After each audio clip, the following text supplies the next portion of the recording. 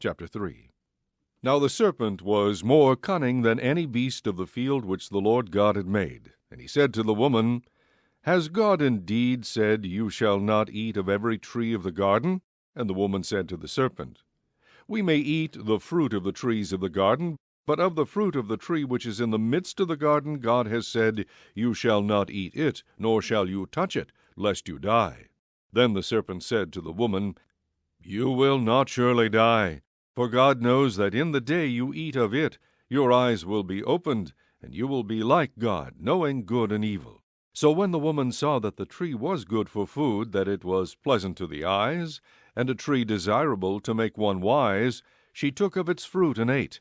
She also gave to her husband with her, and he ate. Then the eyes of both of them were opened, and they knew that they were naked, and they sewed fig leaves together and made themselves coverings. And they heard the sound of the Lord God walking in the garden in the cool of the day, and Adam and his wife hid themselves from the presence of the Lord God among the trees of the garden.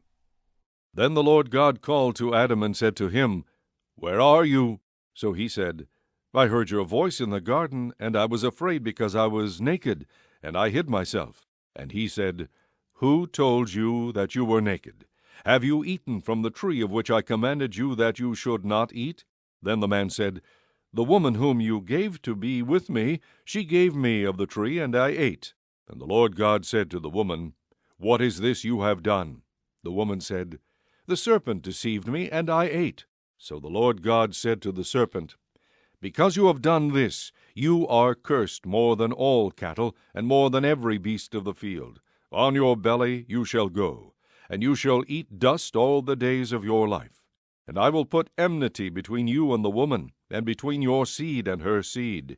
He shall bruise your head, and you shall bruise his heel. To the woman he said, I will greatly multiply your sorrow and your conception. In pain you shall bring forth children. Your desire shall be for your husband, and he shall rule over you. Then to Adam he said, Because you have heeded the voice of your wife, and have eaten from the tree of which I commanded you, saying, You shall not eat of it. Cursed is the ground for your sake.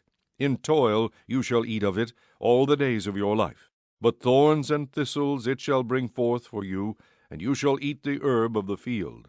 In the sweat of your face you shall eat bread, till you return to the ground. For out of it you were taken, for dust you are, and to dust you shall return. And Adam called his wife's name Eve, because she was the mother of all living. Also for Adam and his wife the Lord God made tunics of skin, and clothed them.